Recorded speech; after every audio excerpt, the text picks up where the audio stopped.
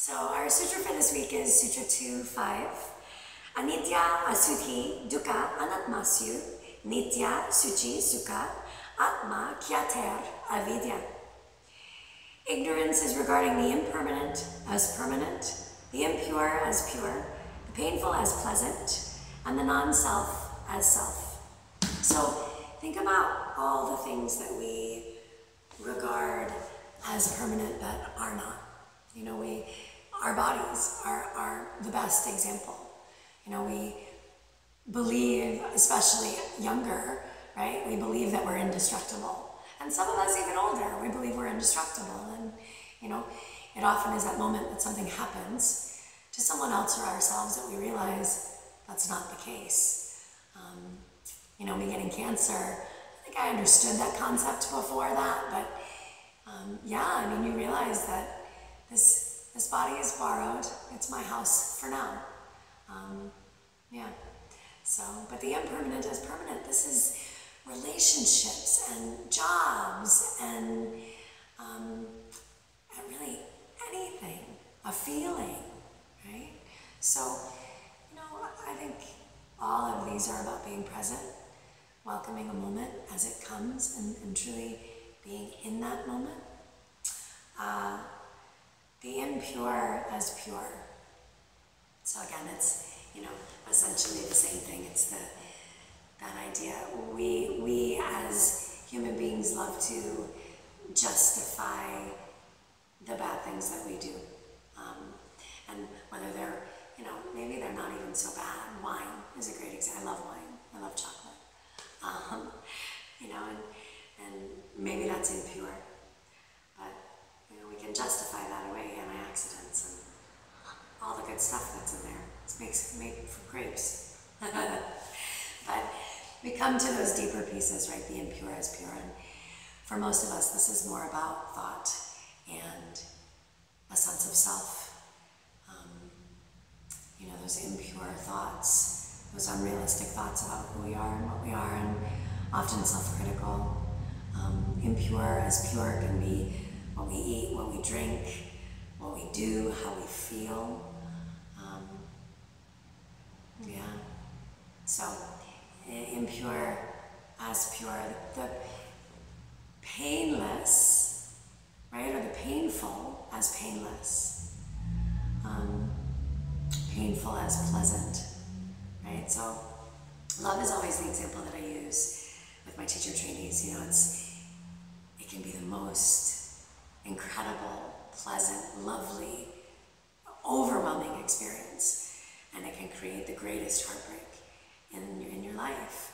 So, yeah, one minute it's very pleasant, the next minute it's very, very painful.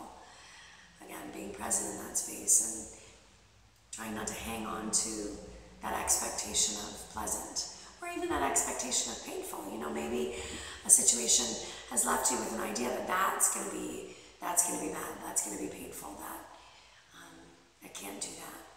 But maybe if you jump in, that experience is actually amazing for you. So, presence, welcome each moment as it comes. It's very hard to fight the patterning that we have. So, the impermanent is permanent, the impure as pure, the painful as pleasant, and the non-self as self. So this one's really interesting because, you know, non-self is basically wrong identification. So how do I identify myself?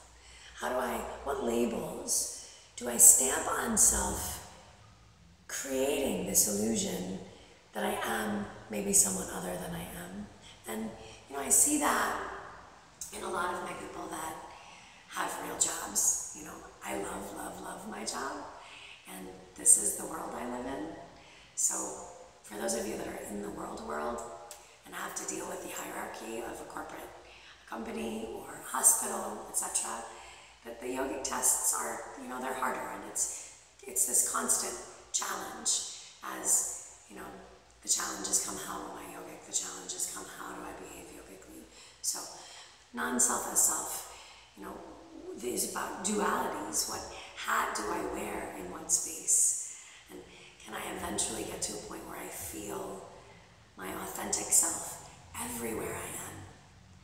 feel who I am, truly, in every situation that I put myself in, rather than feeling like I have to be this Hillary in this place, and this Hillary in this place, and this Hillary in this place. I don't really do that. I don't feel I have to do that anymore. And some people really love me for that, and some really hate me for that. I'm definitely a pistol, and I am who I am, so. But it's, it's liberating, truly.